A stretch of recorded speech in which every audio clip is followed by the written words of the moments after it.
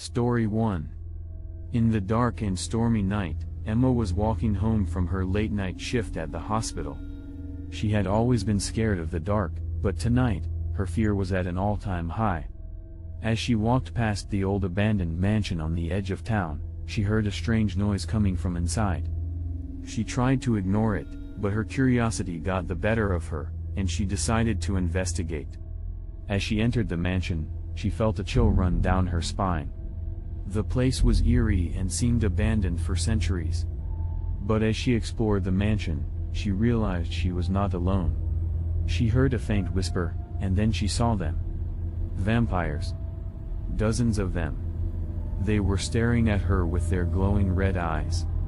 Emma tried to run, but it was too late. The vampires were too fast. They surrounded her, and Emma felt their cold breath on her neck. She knew she was going to die. But the vampires had something else in mind for Emma. They decided to turn her into one of them. Emma fought back, but the vampire's strength was too much for her. As she transformed into a vampire, Emma felt her humanity slip away. She was no longer human but a creature of the night. And as the sun rose, Emma realized her fate. She was doomed to live as a vampire forever, hungering for blood and unable to escape the mansion. The same mansion that she had always been scared of was now her eternal prison. Story 2. It was a dark and eerie night in the woods, and Samantha was lost. She had been out on a hike with her friends when they had gotten separated, and now she was all alone. As she wandered deeper into the forest, she began to feel a sense of unease. She had heard stories of vampires that roamed these woods, and her imagination started to run wild. Suddenly, she heard a rustling in the bushes behind her. She turned around, but saw nothing. She shrugged it off and continued on her way. But the rustling grew louder and closer.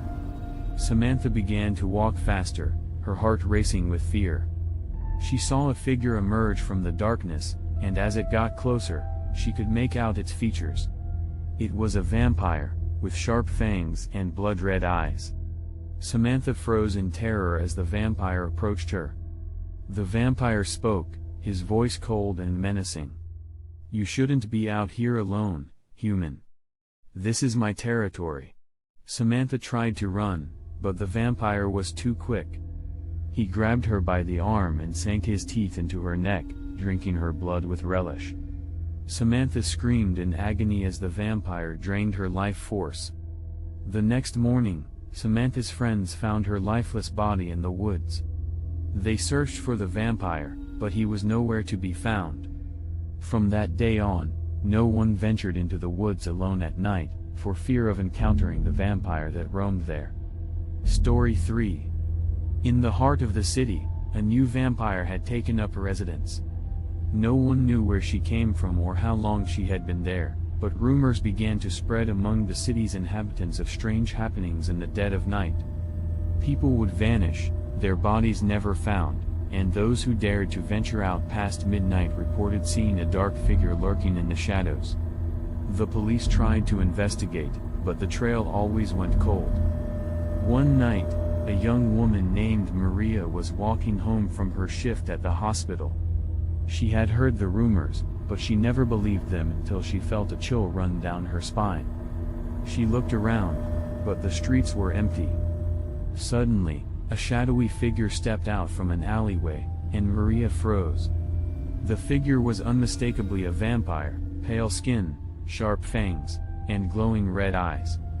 The vampire lunged at Maria, and she tried to run, but she wasn't fast enough.